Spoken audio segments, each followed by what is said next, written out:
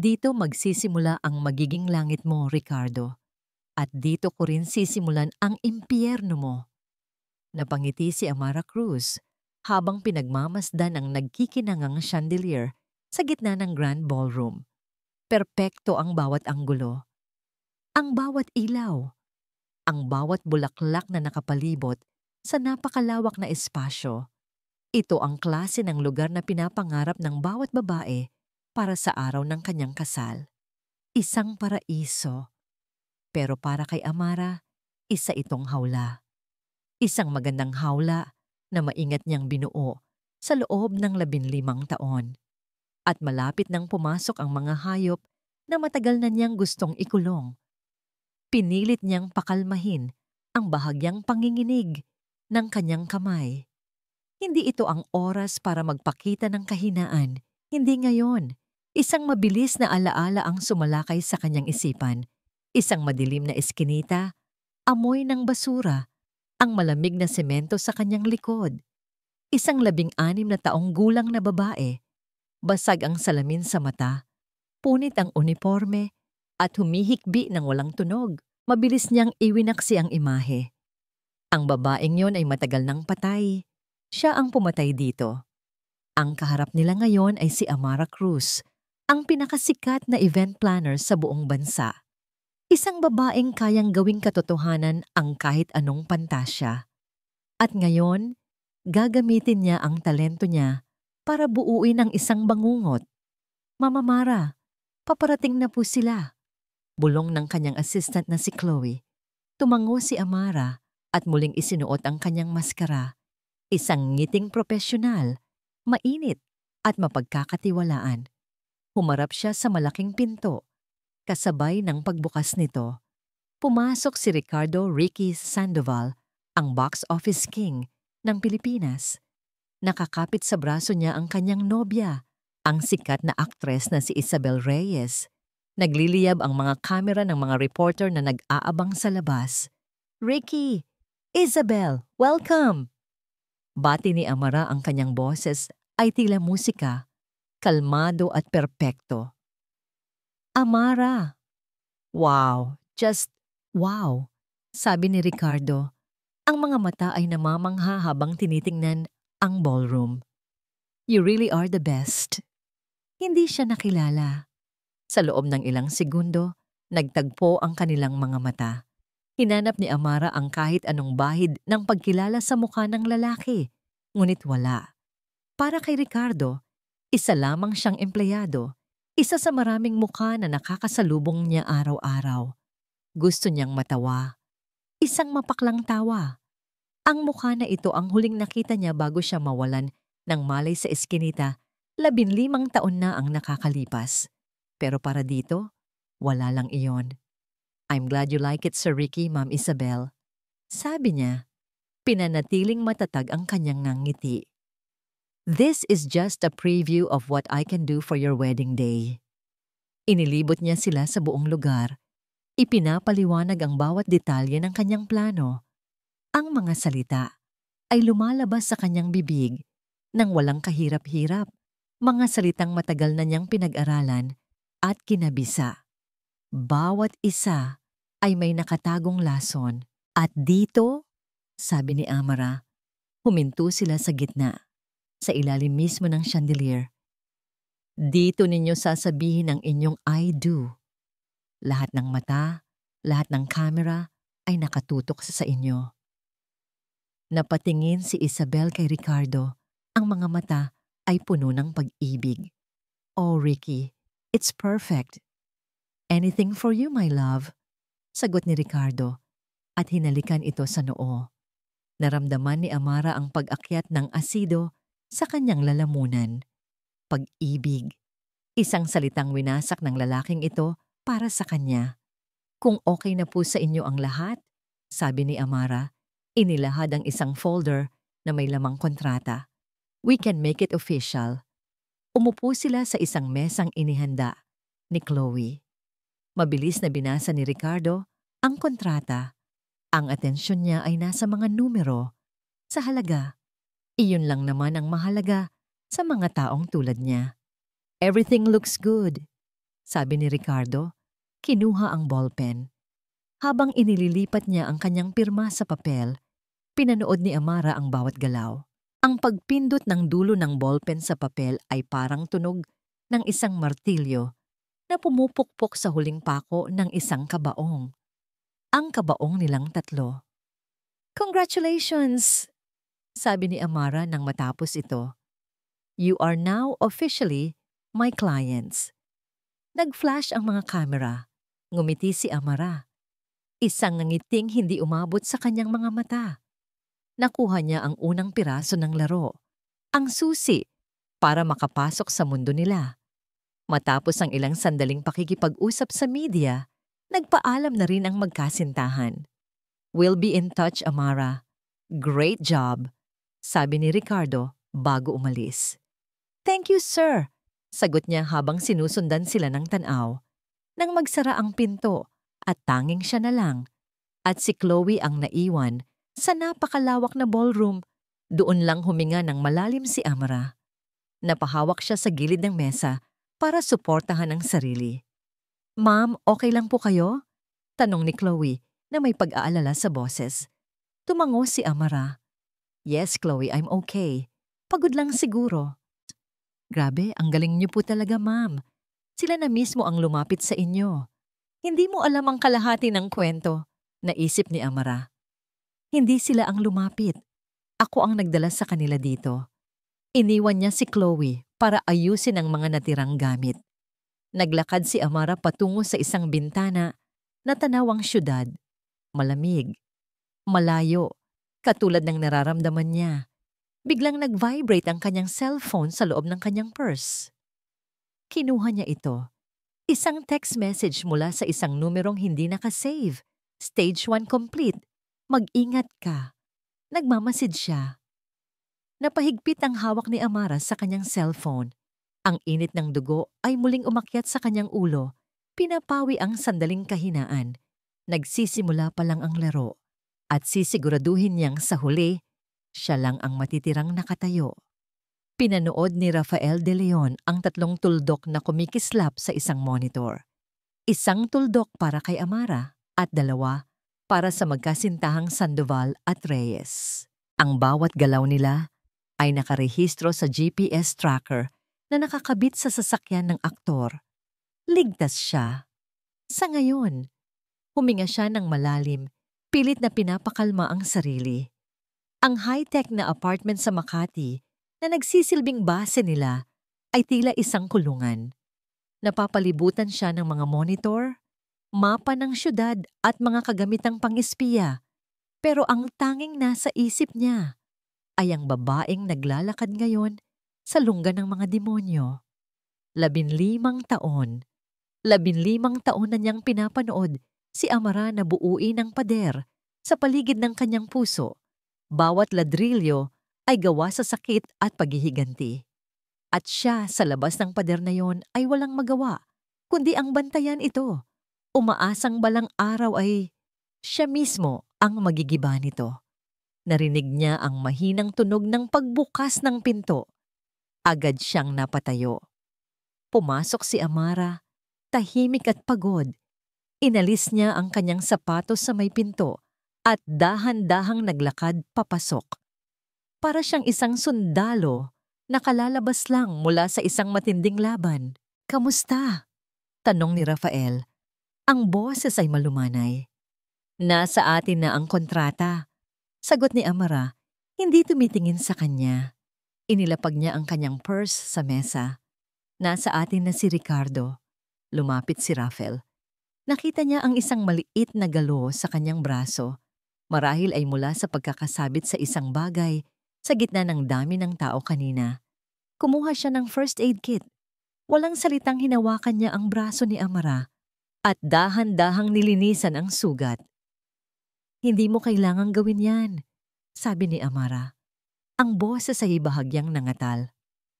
"Hayaan mo na ako," sagot ni Rafael. Hindi inaalis ang tingin sa ginagawa. "Hayaan mong alagaan ka. Kahit sa maliliit na bagay lang, Amara." Naramdaman niya ang pag-tense ng mga kalamnan nito, pero hindi nito binawi ang kamay. Matapos lagyan ng band-aid, Nanatiling magkahawak ang kanilang mga kamay. Hindi kanya nakilala? Tanong ni Rafael. Umiling si Amara. Para sa kanya, isa lang akong mukha na walang pangalan. Isang mapait na nangiti ang gumuhit sa kanyang mga labi. Mas maganda na yon, mas madali. Tinitigan ni Rafael ang kanyang mukha, ang mga matang puno ng determinasyon, pero may itinatagong kalungkutan. Gusto niyang sabihin na itigil na ang lahat ng ito, na tumakas na lang sila, magtago sa isang lugar kung saan hindi sila maaabot ng nakaraan. Pero alam niyang hindi iyon ang kailangan ni Amara. Ang kailangan niya ay katarungan at ibibigay niya iyon kahit anong mangyari. Magpahinga ka na, sabi niya. Ako na ang bahala sa pag-monitor sa kanila ngayong gabi. Tumango si Amara at pumasok sa silid tulugan. Maya-maya lang, narinig na ni Rafael ang katahimikan. Naiwan siyang mag-isa sa sala, kasama ang mga anino at ang mga kumikislap na ilaw mula sa mga monitor. Umupo siya sa kanyang upuan at ipinagpatuloy ang pagbabantay. Pero ang isip niya ay lumilipad sa ibang lugar, sa ibang panahon. Matapos ang isang oras, nang masiguro niyang mahimbing na ang tulog ni Amara, maingat siyang tumayo. Naglakad siya patungo sa isang maliit na aparador sa gilid ng kwarto. Binuksan niya ito at kinuha ang isang kahon na gawa sa kahoy.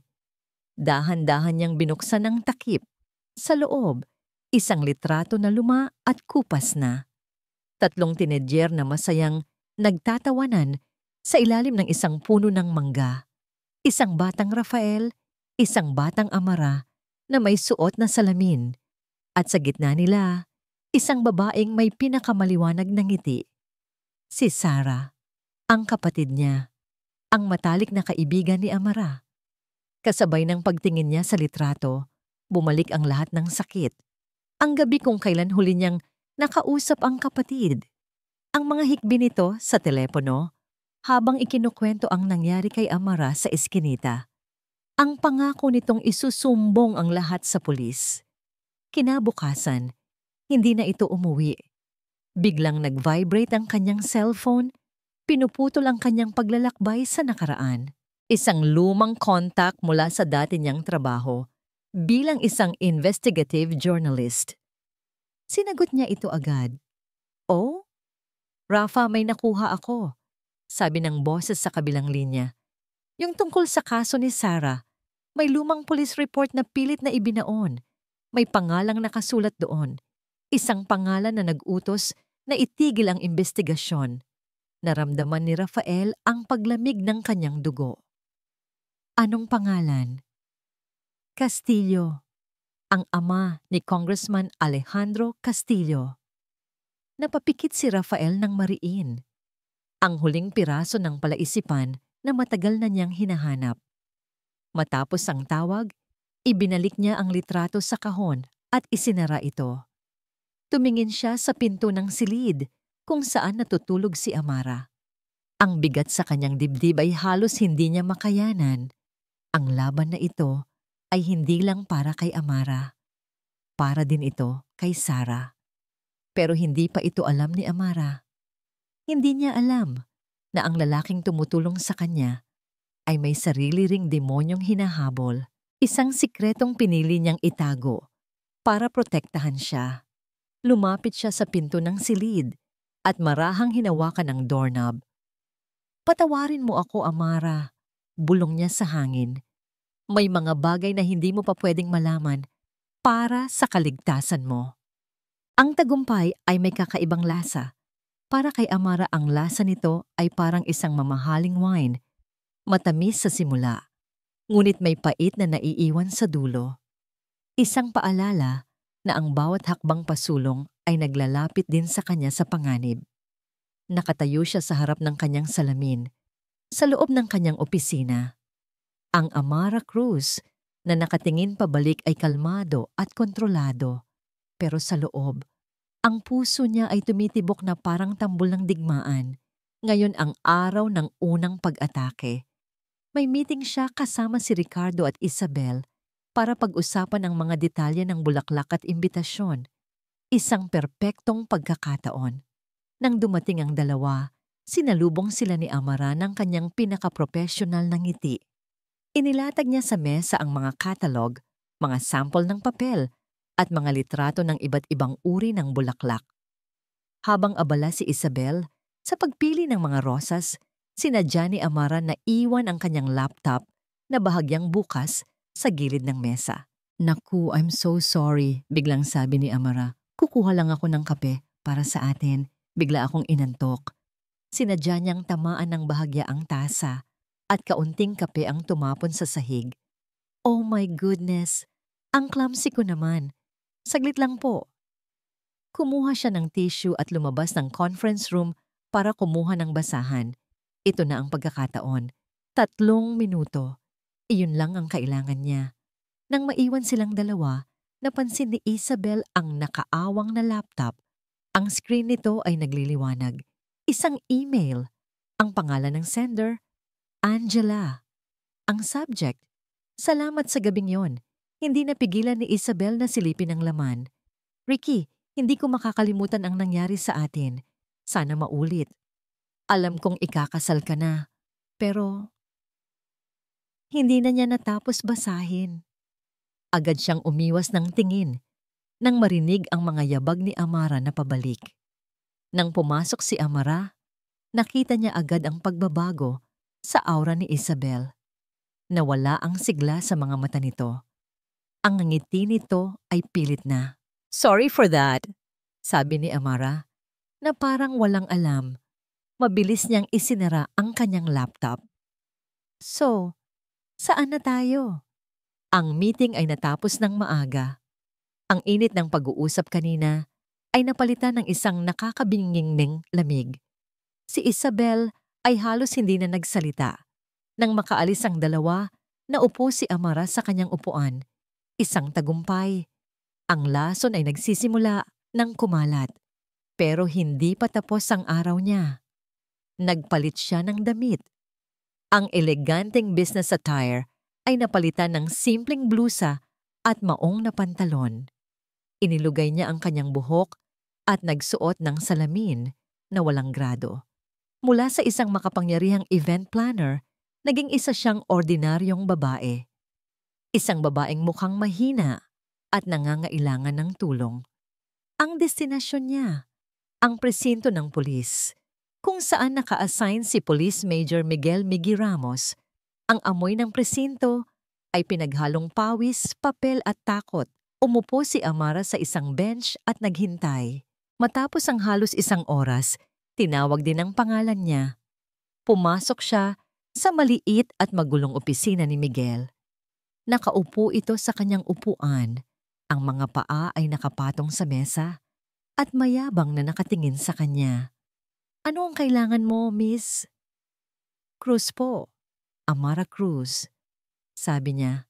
Ang boses ay bahagyang nanginginig. "Okay, Cruz. Magsalita ka. Marami akong trabaho." Sinimulan ni Amara ang kanyang kwento. Isang kwentong pinag-aralan niya ng mabuti. May isang business rival daw na patuloy na nanggugulo sa kanya. Sinisiraan ang kanyang negosyo. "Wala kaming magagawa dyan. Civil case yan," sabi ni Miguel, na tila naiinip. "Pero Major, tinatakot na niya ako," sabi ni Amara. Pinipilit na magpakita ng luha sa kanyang mga mata. "Wala ba talaga kayong magagawa? Kahit ano, babayaran ko po kayo." Sa pagbanggit ng salitang bayad, nagbago ang tingin ni Miguel. Ibinaba nito ang kanyang mga paa at umayos ng upo. "May mga bagay na hindi kayang ayusin sa legal na paraan," sabi ni Miguel. Ang boses ay mas mababa na. "Pero may presyo ang mga ganoong solusyon." "Magkano po?" tanong ni Amara, na parang isang tupang naliligaw. Ngumisi si Miguel. "Depende kung gaano kalaking problema ang gusto mong mawala." Habang nagsasalita si Miguel, ang kanang kamay ni Amara ay nasa loob ng kanyang bag, mahigpit na nakahawak sa kanyang cellphone na kasalukuyang nagre-record ng bawat salitang lumalabas sa bibig ng korap na pulsi. Pag-iisipan ko po, sabi ni Amara. Huwag mong tagalan. Baka maunahan ka pa ng problema mo. Umalis si Amara sa presinto, dala ang ebidensyang kailangan niya. Pagkasakay niya sa kanyang kotse, doon lang niya naramdaman ang panginginig ng kanyang buong katawan. Isang halo ng takot at kagalakan. Pag-uwi niya sa base nila ni Rafael, naabutan niya itong nakatutok sa mga monitor. Nakuha ko, sabi ni Amara. Ipinapakita ang kanyang cellphone. Ngumiti si Rafael. Alam ko, at may ipapakita rin ako sa'yo. Itinuro niya ang isang monitor. Live feed iyon mula sa isang hidden camera na inilagay ni Rafael sa labas ng bahay ni Ricardo. Sa loob ng isang sasakyan, kitang-kita ang nag-aapoy na pagtatalo ni na Ricardo at Isabel. Napanood ni Amara ang bawat sigaw, bawat duro, bawat luhang pumatak mula sa mata ni Isabel. Umupo siya sa tabi ni Rafael at pinanood ang unti-unting pagkasira ng perpektong relasyon na iyon. Isang malamig na ngiti ang gumuhit sa kanyang mga labi. Ito pa lang ang simula. Samantala, sa presinto, hindi mapakali si Miguel Ramos. Nakaupo siya sa kanyang mesa. Iniisip ang babaeng nagngangalang Amara Cruz kanina. May kung anong pamilyar sa kanya. Ang kanyang mga mata. Ang kanyang boses. Hindi niya ito matukoy, pero may isang alarm bell na tumutunog sa likod ng kanyang isipan. Isang pakiramdam na hindi niya gusto. Kinuha niya ang kanyang telepono at tinawagan ang isa sa kanyang mga tauhan. Hanapin mo sa akin ang lahat ng impormasyon tungkol sa isang event planner. Amara Cruz ang pangalan. Utos niya. Ang boses ay seryoso at walang biro. Lahat. Hanggang sa pinakamaliit na detalye ng buhay niya. Gusto ko malaman kung sino talaga siya. Ang kapangyarihan para kay Congressman Alejandro Alex Castillo ay isang laro. Isang laro ng chess kung saan ang mga tao ay mga piyesa na maaari niyang galawin, isakripisyo at itapon kapag hindi na kailangan. At sa kasalukuyan, dalawa sa kanyang pinakamahahalagang piyesa, isang hari at isang kabayo, ay gumagalaw ng walang direksyon. Anong sinabi mo? Malamig na tanong ni Alex sa kanyang cellphone. Nakatayo siya sa harap ng floor-to-ceiling window ng kanyang opisina sa Kongreso, tanaw ang buong syudad na parabang pag-aari niya ito. Sa kabilang linya, ang nagpapanik na boses ni Ricardo Sandoval. Hindi ko alam kung paano niya nalaman Alex. Bigla na lang siyang nagalit. Sinisira nito ang lahat. Mga amateurs. Bulong ni Alex sa sarili matapos ibaba ang tawag. Sunod niyang tinawagan si Miguel. May nalaman ka na ba sa babaeng yon? Tanong niya. Walang anumang pagbati. Nagpaimbestiga na ako, Congressman. Mukhang malinis naman. Walang record, walang kwenta. Putol ni Alex. Hayaan mo na. Ako na ang bahala dito. Ibinaling niya ang kanyang atensyon sa isang tawag na kakarating lang. Ang pangalan sa screen ay nagpabilis ng tibok ng kanyang puso, kahit bahagya lang. Senator Castillo, ang kanyang ama.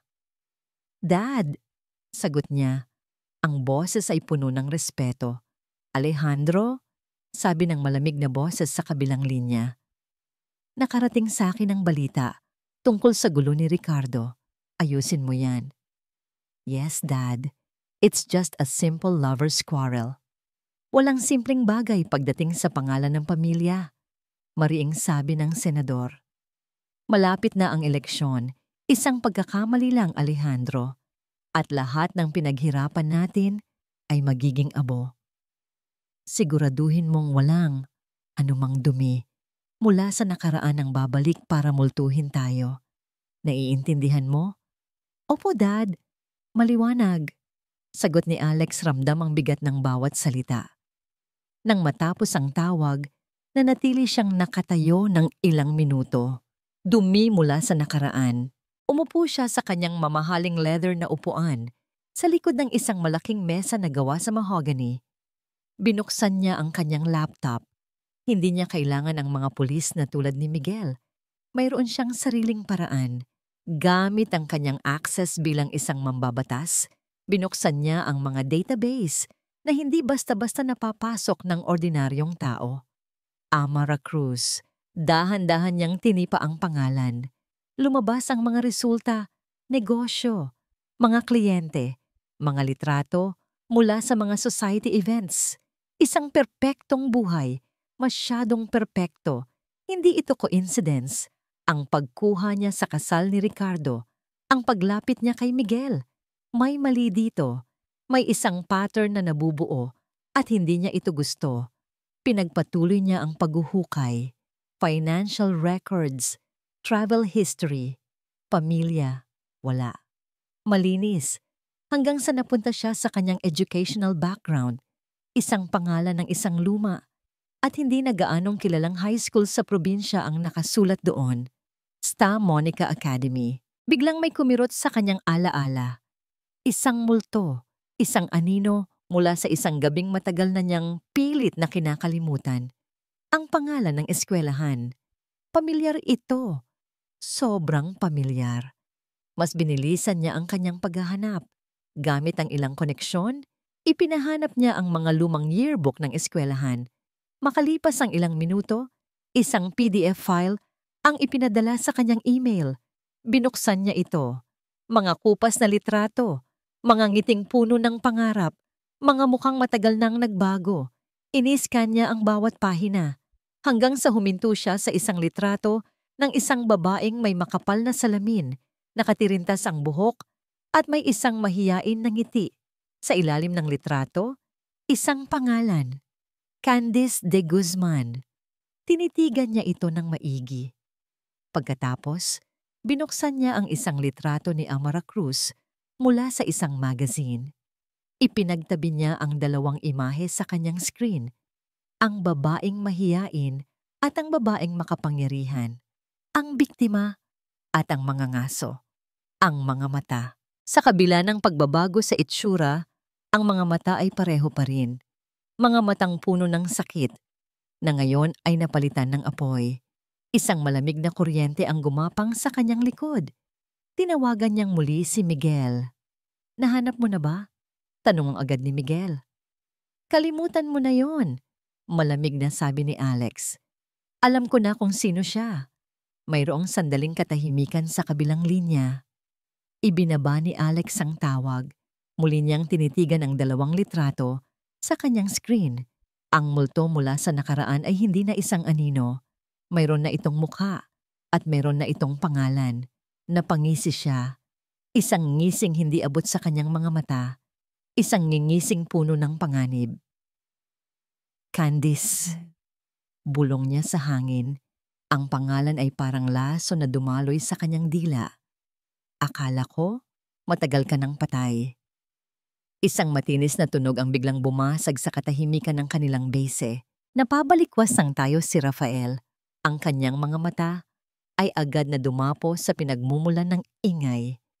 Isang alert system na siya mismo ang nagdisenyo. Isang pulang ilaw ang kumikislap-kislap sa isa sa kanyang mga monitor. Hindi ito isang ordinaryong alerto. Ito ay isang babala na may isang taong gumamit ng mataas na antas ng access para buksan ang mga file na matagal nang dapat nakabaon sa limot. Ang mga file ni Amara noong high school, ang kanyang tunay na pangalan. Naramdaman ni Rafael ang paglamig ng kanyang mga kamay. Isa lang ang kilala niyang may ganitong klase ng kapangyarihan at dahilan para gawin ito. Alejandro Castillo. Nalaman na niya. Bulong ni Rafael sa kawalan. Ang kalmadong ekspresyon na palagi niyang suot ay biglang naglaho, napalitan ng purong pag-aalala. Sumpain ka, Alejandro. Nahanap mo na siya.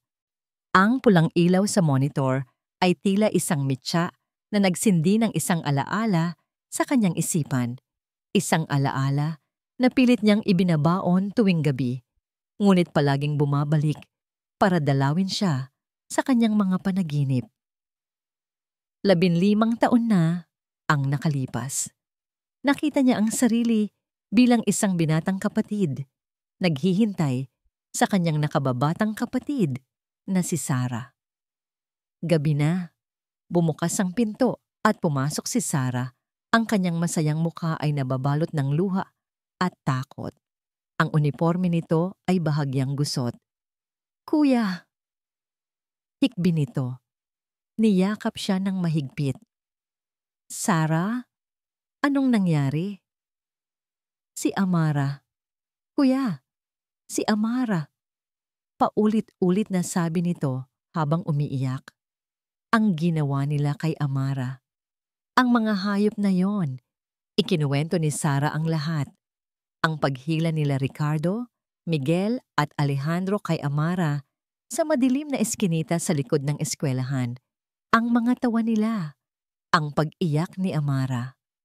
Si Sarah, na nagtago sa likod ng isang pader, ay narinig ang lahat. "Pupunta ako sa pulis, kuya," sabi ni Sarah. Ang mga mata ay nag-aapoy sa galit. "Hindi pwedeng palampasin to. Kailangan nilang magbayad." Hinawakan niya ito sa balikat. "Mag-ingat ka, Sarah. Makapangyarihan ang pamilya ni Alejandro." "Hindi ako natatakot." Matapang na sagot nito. Pinupunasan ng kanyang mga luha. "Bukas, kuya. Bukas, malalaman ng lahat ang totoo." Iyon ang huling pag-uusap nila. Kinabukasan hindi na umuwi si Sarah. Pagkalipas ng ilang araw, idineklara ng pulis na isa itong kaso ng paglalayas. Isang rebelding teenager na naglayas. Tinapos ang kaso. Isinara ang libro. Ngunit alam ni Rafael ang totoo. Bumalik siya sa kasalukuyan. Ang sakit sa kanyang puso ay kasing tindi pa rin ng sakit na naramdaman niya noong araw na yon. Hindi na siya ang binatang kapatid na walang magawa. Isa na siyang taong may kakayahang lumaban.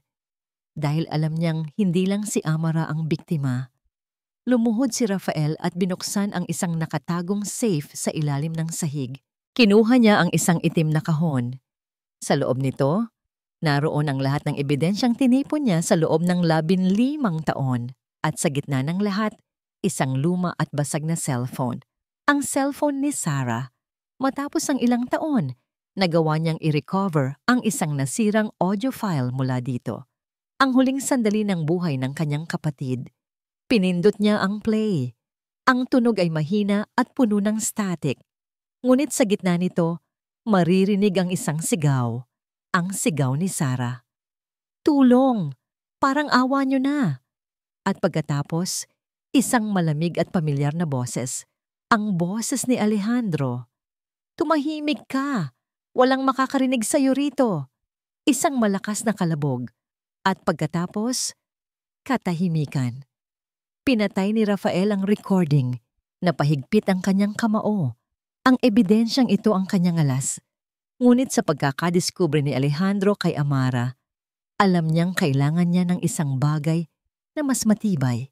Isang bagay na hindi kayang sirain o itago. Isang insurance policy. Inayos niya ang isang kamera sa ibabaw ng kanyang mesa. Itinutok ito sa kanyang sarili. Huminga siya ng malalim at pinindot ang record button. Tumingin siya diretso sa lente. Ang kanyang mga mata ay seryoso at puno ng bigat. "Ang pangalan ko ay Rafael de Leon." Panimula niya, ang kanyang boses ay matatag. "Kung pinapanood ninyo ang video na ito, isa lang ang ibig niyang sabihin. Bigo ako sa aking misyon na protektahan si Amara Cruz.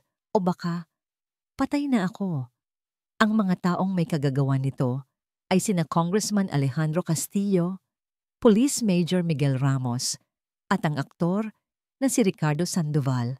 15 taon na ang nakalipas, hindi lang nila sinira ang buhay ni Amara. Pinatay din nila ang kapatid ko, si Sarah De Leon, para pagtakpan ang kanilang krim. Ipinagpatuloy niya ang pagsasalita. Inilalahad ang bawat detalye, bawat ebidensya. Sa gitna ng kanyang pagsasalita, biglang tumunog ang kanyang cellphone. Isang tawag mula kay Amara. Agad niyang itinigil ang recording at sinagot ito. "Amara? Anong? Rafa?" Ang boses ni Amara sa kabilang linya ay hindi na ang kalmadong boses na sanay siya. Ito ay puno ng takot. Rafa, may pumasok sa apartment ko. Sa tingin ko, mga tao ni Miguel. Agad na tumayo si Rafael. Ang dugo sa kanyang katawan ay tila nagyelo. Nagsimula na sila. At inuuna na nila si Amara. Ang takot ay may sariling amoy. Iyon ang unang naisip ni Amara nang buksan niya ang pinto ng kanyang apartment. Amoy ng katahimikan na hindi natural. Amoy ng isang espasyo na pinasok ng iba. Rafa, nandito na ako. Sabi niya sa cellphone. Ang boses ay pilit na pinapakalma. Walang tao. Walang nawawala. Dahan-dahan ka lang. Huwag kang hahawak ng kahit ano. Sagot ni Rafael sa kabilang linya. Papunta na ako dyan. Maingat na naglakad si Amara papasok. Ang sala ay malinis. Ang kusina ay maayos. Parang walang nagbago. Pero ang pakiramdam niya ay mali. Isang instinct na nabuo mula sa 15 taong paghahanda. Ang sumisigaw na mayroong panganib. Naglakad siya patungo sa kanyang kwarto. Dahan-dahan niyang itinulak ang pinto. At doon, sa ibabaw ng kanyang puting-puting unan, nakita niya ito. Isang bagay na maliit at makulay. Isang bagay na hindi dapat naroroon. Isang plastic na hair clip na hugis paru-paro. Kupas na ang kulay at may kaunting gasgas sa gilid. Nanlamig ang kanyang buong katawan. Ang paghinga niya ay naging mababaw. Ang hair clip. Ang paborito niyang hair clip noong siya ay 16 na taong gulang. Ang hair clip na suot niya noong gabing iyon. Ang hair clip na nawala sa gitna ng gulo sa madilim na eskinita. Ang mga alaala na pilit niyang ikinukulong sa pinakamadilim na sulok ng kanyang isipan ay bumalik na parang isang malaking alon. Handa siyang lunurin. Napaatras siya. Ang kamay ay nakatakip sa kanyang bibig para pigilan ang isang sigaw. Ito ay isang mensahe. Isang mensaheng mas malakas pa sa kahit anong banta. Isang mensaheng nagsasabing, alam ko kung sino ka. Alam ko kung nasaan ka. At kaya kitang balikan kahit anong oras ko gustuhin. Biglang tumunog ang kanyang cellphone. Isang hindi rehistradong numero. Nanginginig ang kanyang kamay nang sagutin niya ito. Hello? Ang ganda mo na ngayon, Candice. Sabi ng isang malamig at pamilyar na boses. Ang boses ni Alejandro Castillo. Kalmado. Mapaglaro. Nakakakilabot. Nagbago ang itsura mo, nagbago ang pangalan mo. Pero tandaan mo, ang isang ipis, kahit anong ganda ng pakpak ang itubo, ipis pa rin. Napahigpit ang hawak ni Amara sa telepono. Ang takot na naramdaman niya kanina ay unti-unting napalitan ng isang nag-aalab na galit. Alejandro, sabi niya. Ang kanyang boses ay nagulat siya sa sarili niyang katatagan. Natutuwa ako at hindi mo pa rin nakakalimutan ang boses ko. Sabi nito na may halong pagtawa. Isang babala lang, Candice. Itigil mo na ang laro mo bago pa may masaktan. Ikaw ba ang natatakot, Congressman? Ganti ni Amara. Ang lason ay gumagapang sa kanyang mga salita. Natatakot ka ba na malaman ng lahat ang baho ng pamilya ninyo? Nawala ang pagiging mapaglaro sa boses ni Alejandro. Binigyan kita ng pagkakataon. At sinasayang ko ito. Putol ni Amara. Magkita tayo sa impyerno, Alejandro. Ibinaba niya ang tawag. Kinabukasan, naramdaman ni Amara ang buong bigat ng kapangyarihan ng mga Castillo. Isang email. Ang pinakamalaki niyang kliyente, isang hotel chain, ay biglang kinansela ang kanilang kontrata. Walang paliwanag. Isang tawag. Ang venue para sa kasal ni Ricardo ay biglang nagkaroon ng problema sa permit at hindi na pwedeng gamitin. Sunod-sunod. Ang kanyang negosyo na binuo niya mula sa dugo at pawis sa loob ng maraming taon ay unti-unting ginigiba sa loob lang ng ilang oras. Pagkatapos, tumawag si Rafael. Ang boses nito ay puno ng pag-aalala. Amara, na-freeze ang bank accounts ko. May bigla ang investigation daw tungkol sa pinagmulan ng pondo ko. Napatayo si Amara sa gitna ng kanilang base, napapalibutan ng mga monitor na ngayon ay nagpapakita ng mga pulang bandila.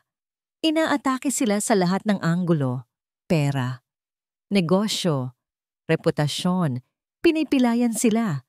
Inaalis ang lahat ng kanilang armas. Masyado na silang malakas, Amara, sabi ni Rafael nang magkita sila. Ang senador. Siya ang gumagalaw sa likod ng lahat ng ito. Umupo si Amara, tinititigan ang mga litrato ni na Ricardo, Miguel at Alejandro sa pader. Sa gitna, idinagdag niya ang litrato ng kanilang tunay na kalaban, si Senator Castillo. Ang hari ng laro. Sandali siyang napapikit. Ramdam niya ang pagod. Ramdam niya ang bigat. Ramdam niya ang takot na bumabalik. Ngunit nang buksan niyang muli ang kanyang mga mata, wala nang bakas ng takot doon. Puro galit. Akala nila, sa ganitong paraan, susuko ako? Sabi niya, ang boses ay mahina, ngunit puno ng bakal. Akala nila, kapag inalis nila ang lahat sa akin, babalik ako sa pagiging yung babaeng umiiyak sa eskinita. Tumayo siya. Tumingin siya kay Rafael. Ang kanyang mga mata ay nag-aapoy. Nagkakamali sila. Lumapit siya sa pader at hinaplos ang mukha ni Alejandro sa litrato. Gusto nilang makipaglaro? Bulong niya. Sige, susunugin ko ang lahat. Kasabay ng kanyang mga salita, biglang tumunog ang burner phone ni Rafael. Isang tawag mula sa kanyang pinagkakatiwalaang source. Mabilis niya itong sinagot. Nakita ni Amara ang biglang pagbabago sa mukha ni Rafael. Ang kulay nito ay nawala at ang mga mata ay nanlaki sa gulat. Ano? Sabi ni Rafael sa telepono. Pagkatapos ng ilang sandali ng pakikinig, ibinaba niya ang tawag at humarap kay Amara. Ang mukha ay puno ng isang emosyong hindi pa niya nakikita dati. Purong pangamba. Hindi lang ikaw ang target, Amara. Sabi ni Rafael, ang boses ay nanginginig. Nalaman na nila. Nalaman na nila ang koneksyon ko kay Sarah. Huminga ito ng malalim. Pinapahanap na nila ako. Ang utos, hulihin ako, patay o buhay. Ang oras ay tila yelo na unti-unting natutunaw. Nagtago sina Amara at Rafael sa isang lihim na safe house na hindi pa nila nagagamit. Ang bawat sandali ay puno ng kaba. Ang mundo sa labas ay tila isang nag-aapoy na gubat. At sila ay nasa loob. Pilit na iniiwasan ng bawat sulo na humahabol sa kanila. Kailangan nating kumilos, Amara. Sabi ni Rafael. Ang boses ay seryoso. Hindi tayo pwedeng manatili dito. Hindi ka ligtas kapag kasama ako. Gusto nila ako. Gusto nila ang ebidensya na hawak ko. Hindi kita iiwan. Mariing sagot ni Amara. Ang kanyang mga mata ay nanunumbat. Hindi ko hahayaang mangyari ulit ang nangyari kay Sarah. Niyakap ni Rafael si Amara mahigpit. Dito tayo maghihiwalay, Amara. Hindi ibig sabihin na sumusuko tayo. Kailangan lang nating maging matalino. Ipinakita ni Rafael ang isang flash drive. Nandito ang lahat ng ebidensya, ang recording ni Sarah, ang mga illegal transactions ni Alejandro at Miguel, ang connection nila sa mga Castillo. Kapag dumating ang araw ng kasal, patuloy ni Rafael, ang kanyang mga mata ay matalim na tumitig kay Amara. Siguraduhin mong mailalabas mo ito sa tamang oras. Dapat. Sa harap ng maraming tao. Sa harap ng media. Sa harap ng lahat. Hinawakan niya ang pisngi ni Amara. Hindi ako susuko, Amara. Mahihirapan silang hulihin ako. Magkita tayo sa kasal, ha? Magiging maayos ang lahat. Niyakap niya ito ng mahigpit. Ito ang pinakamahabang yakap na naranasan nila. Ang yakap na tila nagsasabi ng maraming hindi nabibigkas na salita. Mag-ingat ka. Bulong ni Amara. Naramdaman ng luha na unti-unting bumubuo sa gilid ng kanyang mga mata. Ikaw rin. sagot ni Rafael. Hinalikan niya si Amara sa noo, isang pangako ng pagbabalik. Pagkatapos, naglakad na siya palabas ng safe house, bitbit ang isang bag na puno ng mga gadgets at ang kanyang laptop. Ang katawan niya ay handa sa laban. Nanatili si Amara sa loob, pinapanood ang bawat galaw ni Rafael sa CCTV. Nakita niya itong sumakay sa isang motorsiklo at mabilis na humarurot palayo. Ang kanyang puso ay nanikip. Isang pakiramdam ng pangamba ang kumain sa kanya. Sana maging maayos ka, Rafa. Ilang oras ang lumipas. Ang katahimikan ay naging kakampi ng kanyang takot. Naghihintay siya ng update mula kay Rafael, pero walang dumating. Nagpa siya si Amara na puntahan ang isa sa mga dead drop spot nila. Isang lihim na locker sa isang lumang istasyon ng tren, kung saan si Rafael ay mag-iiwan ng mensahe o ebidensya kapag may panganib. Pagdating niya doon, baka sa mukha niya ang matinding kaba. Binuksan niya ang locker, walang laman. Nahulog ang kanyang balikat. May nangyari kay Rafael. Alam niya. Nang paalis na siya, nakita niya ang isang nakaparadang sasakyan. Isang itim na van na walang plate number. Nakita niyang bumukas ang pinto sa likod. At doon, nakita niya si Rafael. Ang kanyang mukha ay duguan. Ang kanyang mga kamay ay nakatali. May nakatakip na tela sa kanyang bibig. Pinagpapalo ito ng dalawang lalaki. Ang isa ay si Miguel Ramos. Saan mo tinago ang ebidensya? Sigaw ni Miguel. Habang sinisipa si Rafael, hindi sumagot si Rafael. Tanging ang pag-ubo ng dugo ang maririnig. Mabilis na tumakbo si Amara at nagtago sa likod ng isang poste. Ang puso niya ay tila gustong lumabas sa kanyang dibdib. Nanginginig ang kanyang buong katawan. Kitang-kita niya kung paano sinasaktan si Rafael. Ang bawat suntok, bawat sipa, ay parang sa kanya din tumatama. Hindi siya makakilos, hindi siya makasigaw. Ang tanging nagawa niya ay ang manood, nakakulong sa kanyang sariling takot. Isinakay si Rafael sa van. Pumasok si Miguel at humarurot na ito palayo. Doon lang siya lumabas sa pinagtataguan niya. Nagtatakbo siya papalabas ng istasyon, pero huli na. Wala na ang van. Napakasakit ng dibdib niya. Ang lahat ng plano niya, ang lahat ng pagsisikap niya, ay tila gumuho sa loob lamang ng ilang segundo. Biglang nag-vibrate ang kanyang cellphone. Isang unknown number. Alam niyang si Alejandro ito. Sinagot niya ito. Ang kanyang kamay ay nanginginig. Magandang gabi, Candice. Sabi ng boses ni Alejandro. Puno ng pagtawa at panunuya. Napanood mo ba ang palabas? Hindi sumagot si Amara. Tanging ang malakas na paghinga niya lang ang maririnig. May 24 oras ka, patuloy ni Alejandro. Ang kasal ni Ricardo ay magaganap pa rin. Pupunta ka doon, ngingiti ka, at pagkatapos, maglaho ka na lang, kasama ang lahat ng hawak mong ebidensya.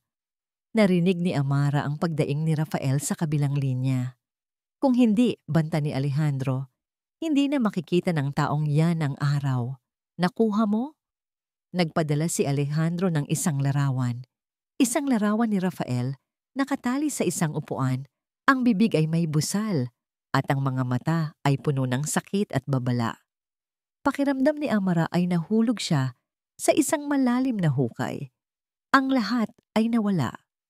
Ang kanyang plano, ang kanyang pag-asa, ang lalaking mahal niya. Nanginginig ang kanyang mga kamay nang bitawan niya ang cellphone. Nahulog ito sa malamig na semento. Gabi na. Nag-iisa si Amara sa isang madilim na sulok ng istasyon. Ang luha ay patuloy na umaagos sa kanyang mga pisngi. Ang kanyang plano ng katarungan ay nagdulot ng kapahamakan sa taong pinakamamahal niya. Tiningnan niya ang kanyang mga kamay. Duguan ang kanyang mga kuko mula sa pagkakahawak sa kanyang sarili. Nakatakda ang kasal ni Ricardo kinabukasan, ang araw kung saan siya dapat magwawagi. Ngunit ngayon, ito ay magiging araw ng kanyang pagkatalo.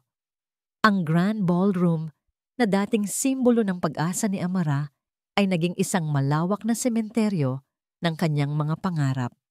Bawat bulaklak, bawat ilaw, bawat ngiti ng mga bisita ay tila isang insulto sa sakit na nararamdaman niya. Pumasok si Amara sa venue, suot ang isang eleganteng itim na bestida. Ang kanyang muka ay isang blankong canvas. Walang emosyon, walang buhay. Ang lahat ng mata ay napunta sa kanya, ang sikat na wedding planner na naroroon para siguraduhing perpekto ang lahat. Nakita niya si Alejandro Castillo malapit sa entablado, nakikipag-usap sa ilang mga politiko. Nagtama ang kanilang mga mata. Isang ngiting mapangasar ang gumuhit sa labi ni Alejandro. Isang ngiti ng isang taong alam na nanalo na siya sa laro. Itinaas ni Alejandro ang kanyang baso ng champagne, isang tahimik na pag-alok ng tagumpay. Hindi siya pinansin ni Amara. Nagpatuloy siya sa paglalakad, tila isang anino na gumagalaw sa gitna ng masayang selebrasyon. Pinuntahan niya ang kanyang pwesto sa technical booth, kung saan kinokontrol ang lahat ng ilaw at tunog. Okay na ba ang lahat, Mama Mara? Tanong ng isa sa mga staff. Oo, okay na ang lahat, sagot niya. Ang boses ay mahina at walang buhay. Nagsimula na ang seremonya. Naglakad si Isabel sa aisle, maganda sa kanyang puting bestida, ngunit bakas sa kanyang mga mata ang isang kalungkutang hindi maitatago ng kahit anong makeup. Sa dulo ng aisle, naghihintay si Ricardo. Ang kanyang ngiti ay pilit at halatang may iniindang kaba. Si Amara ay nanonood mula sa malayo. Isang parte ng kanyang pagkatao ang sumisigaw na itigil ang lahat ng ito. Isang parte ang gustong sumigaw ng katotohanan. Ngunit ang imahe ni Rafael, duguan at nakagapos, ang pumipigil sa kanya. May pagkakamali kang nagawa. Isang boses ang biglang bumulong sa kanyang isipan. Napapikit si Amara. Boses niya iyon, ngunit parang nanggagaling sa ibang tao.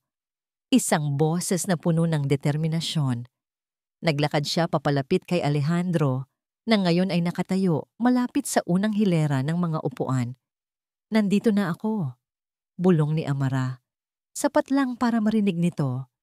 Gawin mo ang sinabi mo. Pakawalan mo na siya. Ngumisi si Alejandro. Mamaya, pagkatapos ng lahat ng ito, kapag sigurado na akong isa ka ng multo.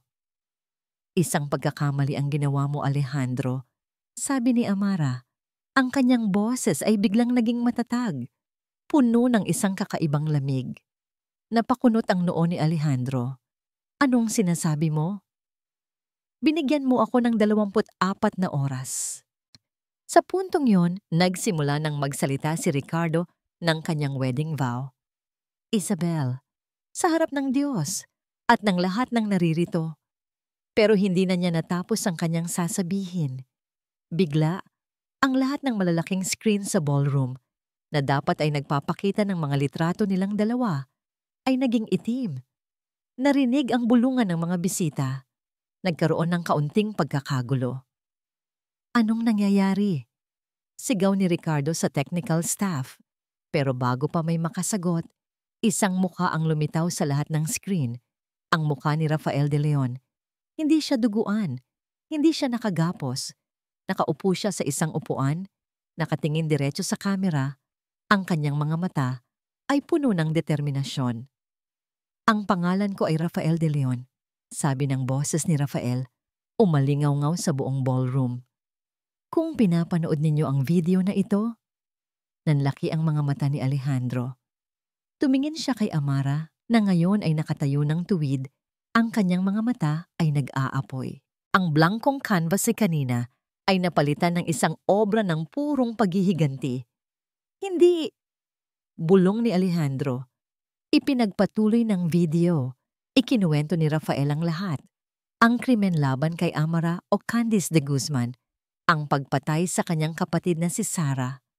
Ang bawat salita ay sinusuportahan ng mga ebidensya, mga dokumento, mga bank transfer, at ang pinakamatindi sa lahat, ang audio recording mula sa cellphone ni Sarah. Ang sigaw ni Sarah ay umalingaw-ngaw sa buong ballroom, sinundan ng malamig na boses ni Alejandro. Tumahimik ka! Walang makakarinig sa'yo rito. Isang malakas na kalabog, katahimikan. Ang buong ballroom ay nabalot ng isang nakakabinging katahimikan. Lahat ng bisita, lahat ng media, ay nakatutok sa screen. Ang kanilang mga mukha ay puno ng gulat at hindi makapaniwala. Si Isabel ay napahandusay sa sahig, umiiyak. Si Alejandro ay parang isang estatwa. Ang kulay ay nawala sa kanyang mukha. At si Ricardo, ang box office king, ay biglang napahawak sa kanyang dibdib. Ang kanyang mukha ay namutla. Ang paghinga niya ay naging mabilis at mababaw. Hindi totoo yan, sabi niya bago siya bumagsak sa sahig. Nagsigawan ang mga tao. Nagsimula ang kaguluhan. Kasabay nito, biglang bumukas ang lahat ng pinto ng ballroom. Pumasok ang isang grupo ng mga pulis. Mga pulis na hindi kontrolado ng mga Kastilyo. Nilapitan nila si Alejandro at Miguel Ramos na nakatayo sa gilid, tulala at hindi makagalaw. Congressman Alejandro Castillo, Major Miguel Ramos, inaaresto kayo sa salang murder at obstruction of justice. Habang nagkakagulo ang lahat, habang dinadala ng mga mediko ang walang buhay na katawan ni Ricardo, habang kinakaladkad ng mga pulis ang dalawang kriminal, si Amara ay nanatiling nakatayo sa gitna ng lahat. Kalmado, matatag. Tapos na ang lahat. Biglang nag-vibrate ang kanyang cellphone. Isang text message mula kay Rafael. Ligtas na ako. Hinihintay kita. Ang hangin na dumadampi sa mukha ni Amara ay may dalang amoy ng asin at kalayaan. Ilang buwan na ang lumipas mula sa gabing iyon sa kasal ni Ricardo. Ang tinaguriang wedding of the century ay naging scandal of the decade. Ang mga balita ay sumabog na parang isang bulkan. Tinabunan ng abo at kahihiyan ang makapangyarihang pamilya Castillo. Napilitang mag-resign si Senator Castillo. Ang kanyang political dynasty ay gumuho na parang isang kastilyong buhangin. Si Alejandro Castillo at Miguel Ramos ay parehong nahatulan ng habambuhay na pagkabilanggo para sa pagpatay kay Sara De Leon at sa iba pang mga krimen na kanilang pinagtakpan. Si Ricardo Sandoval naman ay namatay dahil sa broken heart syndrome. Isang konklusyon ng mga doktor na tila isang tula ng kabalintunaan para sa isang taong nabuhay sa pag-ibig na peke. Ngayon, nakatayo si Amara sa harap ng isang simpleng puntod. Ang pangalan sa lapida ay malinaw at payak. Sara De Leon. Inilapag niya ang isang bungkos ng puting bulaklak sa ibabaw ng damo. Salamat, Sarah. Bulong ni Amara. Ang kanyang boses ay nanginginig sa unang pagkakataon. Hindi dahil sa takot, kundi dahil sa purong emosyon. Salamat sa tapang mo. Dahil sa'yo, malaya na tayong lahat. Isang mainit na kamay ang humawak sa kanyang balikat. Tumingala siya at nakita ang mga mata ni Rafael puno ng pag-unawa at pagmamahal. Hindi na nila kailangan pang magsalita. Sa katahimikan, naramdaman nila ang bigat na sabay na nawala sa kanilang mga dibdib. Ang bigat ng 15 taon ng paghihintay, pagdurusa at paglaban. Sa unang pagkakataon, umiyak si Amara ng walang galit. Umiyak siya para sa batang Candice na nawala sa eskinita. Umiyak siya para kay Sarah na hindi na nakauwi. At umiyak siya para sa wakas na natagpuan niyang kapayapaan. Niyakap siya ni Rafael at hinayaan siyang ilabas ang lahat ng sakit. Matapos ang kanilang pagdalaw sa sementeryo, naglakad sila sa dalampasigan, doon kung saan ang asul na dagat ay humahalik sa puting buhangin. Ang papalubog na araw ay nagpinta sa kalangitan ng kulay kahel at rosas. Umupo sila sa buhangin, pinapanood ang pag-alon. Naisip mo ba kung anong mangyayari pagkatapos ng lahat ng ito? Tanong ni Amara. Ang kanyang ulo ay nakasandal sa balikat ni Rafael. Minsan, sagot ni Rafael. Pero ang iniisip ko lang noon ay ang kaligtasan mo. Hindi na ako ang babaeng kailangan ng kaligtasan, Rafa, sabi ni Amara. Tumingin si Rafael sa kanya, isang ngiti ang sumilay sa kanyang mga labi. Alam ko, ikaw na ngayon ang babaeng nagbibigay ng kaligtasan sa akin. Hinawakan niya ang kamay ni Amara. May pinagsisisihan ka ba? Umiling si Amara. Wala. Bawat hakbang, bawat sakit, dinala ako nito pabalik sa'yo. Ikaw, meron ba? Isa lang, sabi ni Rafael. Ang kanyang mga mata ay seryosong nakatitig kay Amara. Sana nahanap kita ng mas maaga. Sana hindi mo kinailangang dalhin ang lahat ng iyon ng mag-isa. Dumating ka sa tamang oras, Rafa. Sagot ni Amara, ang kanyang puso ay puno ng pasasalamat. Dumating ka noong kailangan na kailangan kita. Niyakap niya ito. Sa yakap na yon, naramdaman niya ang tunay na kahulugan ng katarungan. Hindi lang ito tungkol sa pagpaparusa sa mga may kasalanan. Ito ay tungkol sa paghilom. Ito ay tungkol sa pagbibigay ng pagkakataon sa sarili na mabuhay muli. Pinanood nila ang tuluyang paglubog ng araw sa abot tanaw. Ang dilim ng gabi ay dumating, ngunit hindi na ito ang dilim na kinatatakutan nila. Ito ay isang gabing mapayapa, puno ng mga bituin na kumikinang na parang mga pangako ng isang bagong umaga. Hindi na si Candice de Guzman, hindi na rin si Amara Cruz, ang event planner. Siya na lang si Amara. Isang babaeng dumaan sa apoy ng impyerno at lumabas na mas buo at mas matatag. Isang babaeng sa wakas ay natutong magmahal muli, hindi lang sa iba, kundi pati na rin sa kanyang sarili. Kasama si Rafael, handa na siyang harapin ang anumang bagong simula na naghihintay para sa kanila. Dahil ang tunay na tagumpay ay hindi ang paghihiganti sa nakaraan, kundi ang pagyakap sa isang kinabukasang puno ng pag-asa.